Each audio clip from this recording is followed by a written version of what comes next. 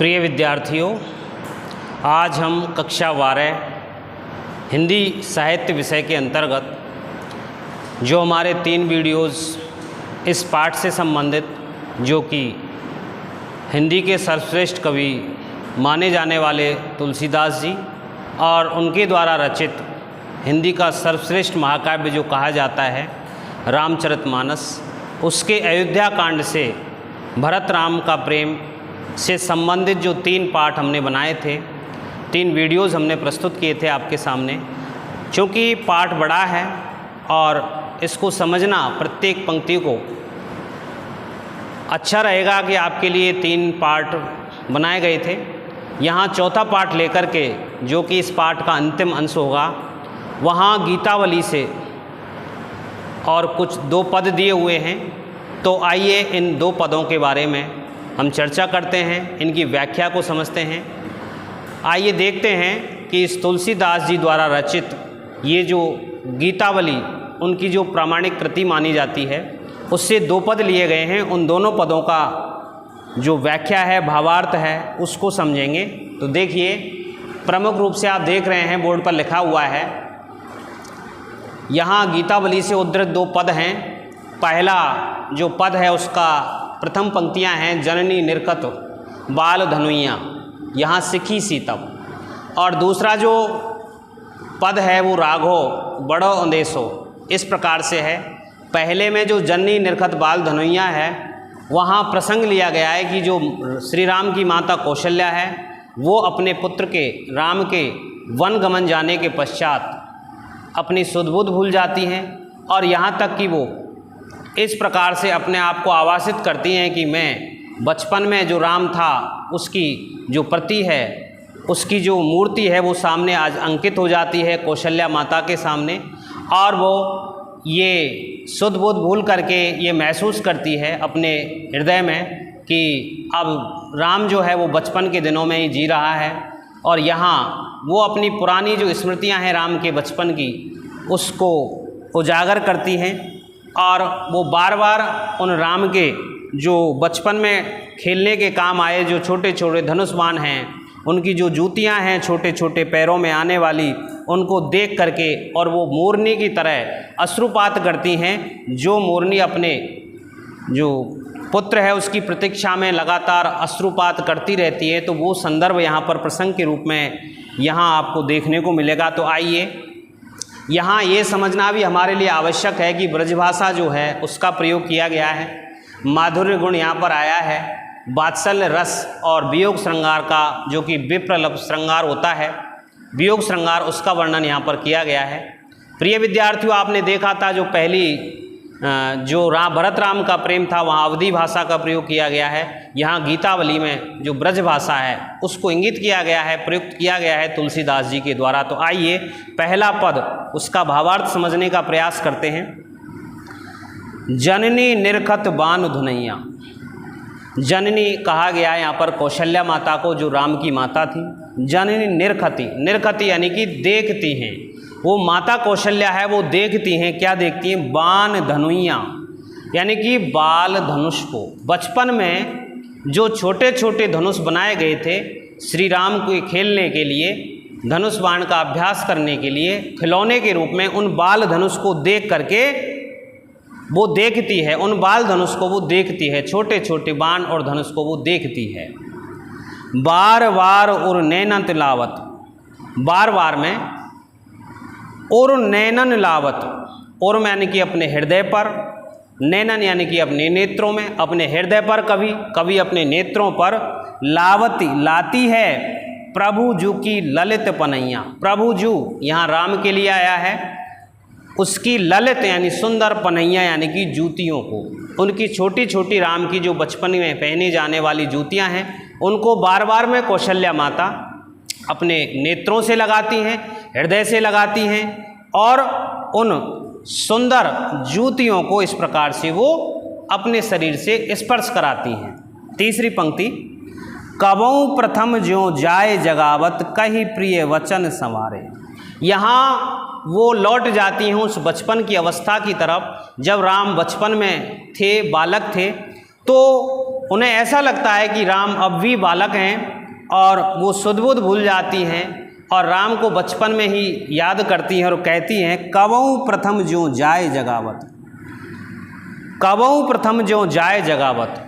जब कभी कभी क्या करती हैं, उनकी स्थिति ऐसी हो जाती है कि वो जा कर के जगाती हैं, ऐसा अभ्यास करती हैं कि राम को जगाने के लिए वो जा रही हैं। कहे प्रिय वचन सवारे, और इस प्रकार से वचनों को सवार करके वो कहती हैं, वचनों को, इन वचनों को ध्यान करके वो कहती हैं। क्या कहती हैं?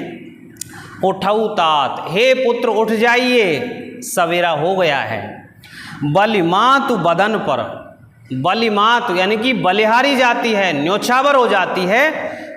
मातु बदन पर, आपकी जो माता कौशल्या है वो आपके मुख पर, बदन मुख पर क्या हो जाती है? न्योछावर जाती है। आपके मुख सौंदर्य पर तुम्हारी माँ कौशल्या है वो न्योछावर जाती है। अनुज सखा सब द्वारे, और आप खड़े हो जाइए, सुबह का समय हो गया है और आपके जो अनुज हैं, छोटे भाई जो हैं भरत, लक्ष्मण और शत्रुघ्न, वो तीनों के तीनों दरवाजे पर खड़े हैं आपको बुलाने के लिए, इसलिए आप सवेरा हो गया है, इसलिए जाग जाइए। ऐसी मनोस्थिति में वो कौशल्या माता आ जाती हैं।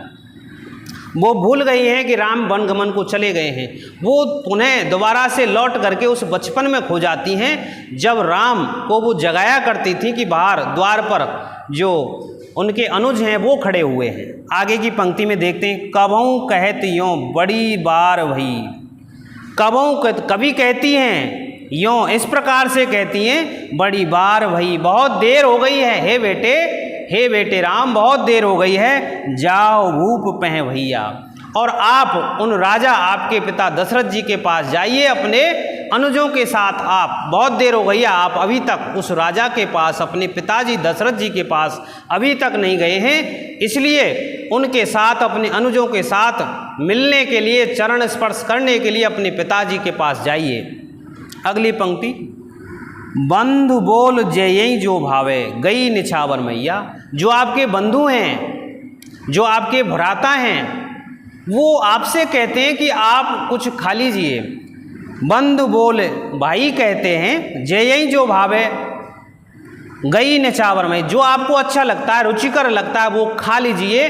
और आपकी इस स्थिति पर, आपके इस बालपन पर, और जो आपकी माता है कौशल्या, वो न्योछावर जाती हैं।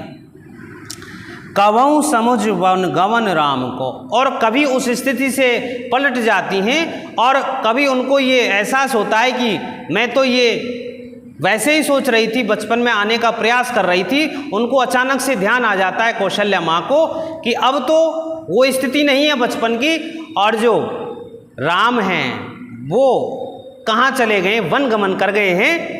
तो कबहु समुझ वन गमन राम को, और वो कभी ये समझ करके कि राम वनगमन को चले गए हैं, रही चक चित्र लिखी सी, और वो इस स्थिति को देख करके स्तंभित हो जाती हैं, चित्र के समान स्थिर हो जाती हैं, चित्र के समान चकित सी रह जाती हैं। चित्र लिखी सी, चित्र लिखे हुए चित्र के समान, यानी कि चित्र के समान चकित हो जाती हैं, स्तंभित हो जाती हैं। तो ये यहाँ पर उपमा अलंकार का प्रयोग हुआ है। चित्र लिखी सी, हिंदी में विद्यार्थियों सा, सी, से, इस प्रकार के शब्दांशों का जब प्रयोग किया जाता है और किसी दूसरी वस्तु से समानता की जाती है तो वहाँ उपमा अलंकार का प्रयोग माना जाता है।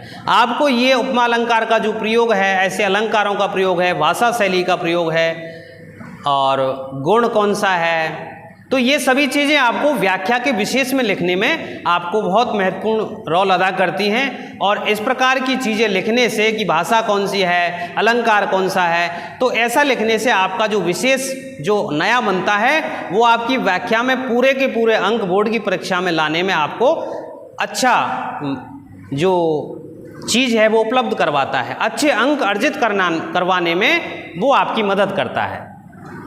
तुलसीदास वह समय कहेते, तुलसीदास वह समय कहेते, उस समय तुलसीदास जी कहते हैं लागत प्रीत सिखी सी, और लागत प्रीत सिखी, सिखी का अर्थ है मोर, और तुलसीदास जी कहते हैं कि उस समय कौशल्या जी जो माता है राम की, वो कैसी दिखाई दे रही है, मानो एक मोरनी हो। वो उस कौशल्या माता को, राम की जो माता हैं, वो एक मोरनी के समान दिखाई दे रही है। जो मोरनी अपने जो पुत्र हैं, उसकी जो मोर की जो संतान है, वो जब इधर उधर चली जाती हैं तो जिस प्रकार से उनके वियोग में जब मोरनी क्या करती है कि उनसे मिलन के लिए अश्रुपात करती रहती है, आंसुओं को बहाती रहती है, ऐसी स्थिति हो रही है अतिशय प्रेम के कारण, बहुत अधिक प्रेम के कारण, ममत्व के कारण मोरनी जैसी स्थिति उस कौशल्या माँ की हो रही है, जो अपने प्रिय पुत्र की प्रतीक्षा में निरंतर अश्रुपात कर रही है। तो ये था आपका पहला पद। चलो विद्यार्थियों, दूसरे पद की ओर भी चलते हैं। यहाँ जो प्रसंग आता है वो है घोड़ों के बहाने से राम के अयोध्या लौटने का निवेदन किया गया है कि चाहे किसी भी बहाने से आए, राम घर आ तो जाएं।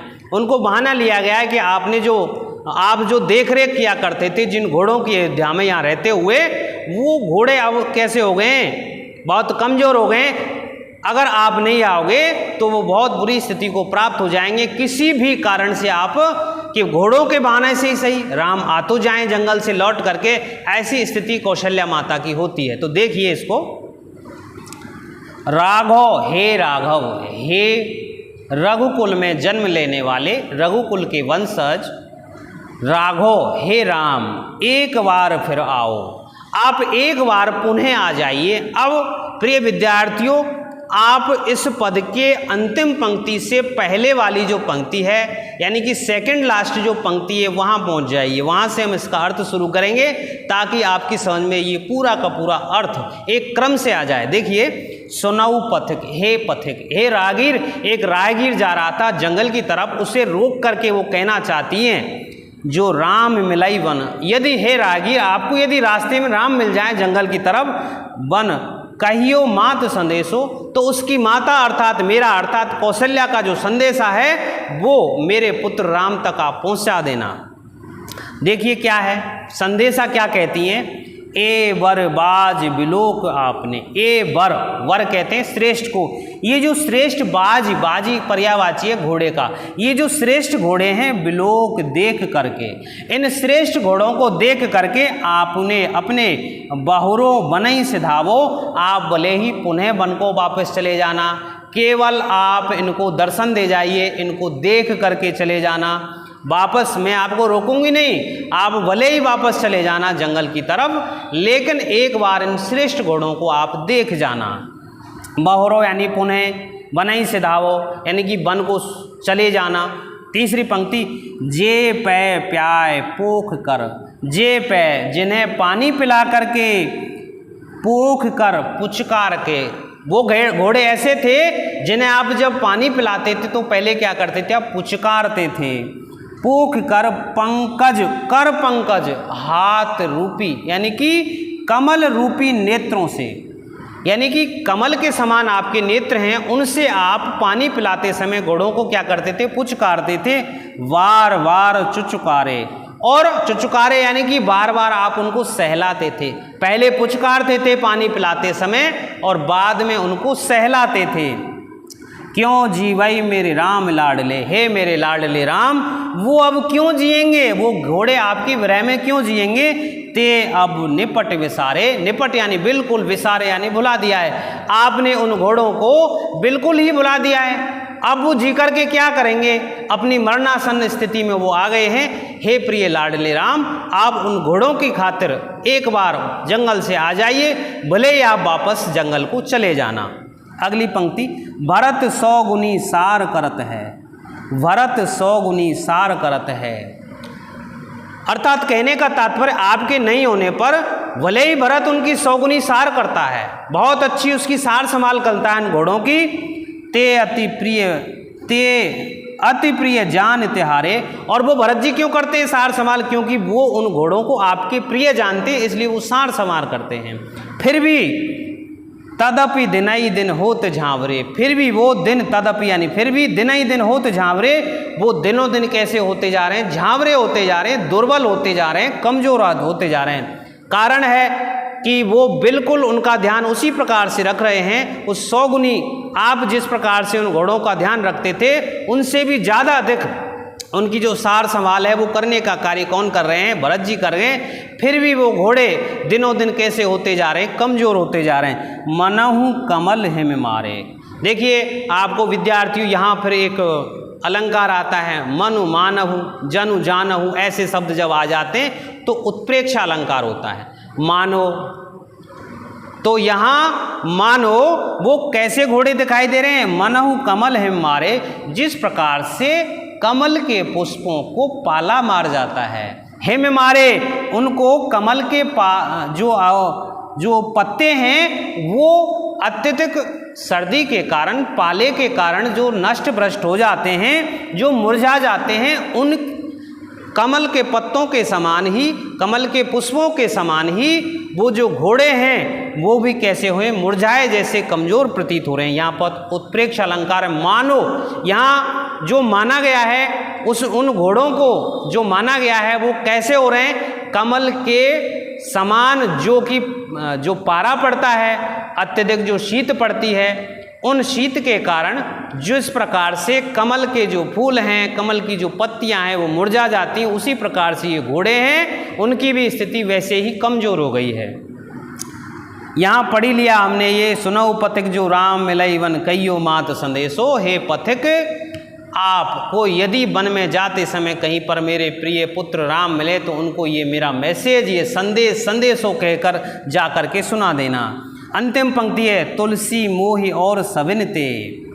तुलसी मोहि, तुलसीदास जी कहते हैं मोहि और सविनते, मुझसे और सभी को इनको बड़ो संदेशो, मुझे है और अन्यत्र जो भी हैं यहाँ के इनकी देख रेख करने वाले हैं, जो आपके प्रेम में विह्वल हो रहे हैं, उनको सभी को बड़ो अंदेशो, इन घोड़ों के जीवित रहने में अंदेशा है, अर्थात ये जीवित नहीं रह पाएंगे, अर्थात ये इनकी स्थिति जो है मरणासन्न, मरने के जैसी हो गई है।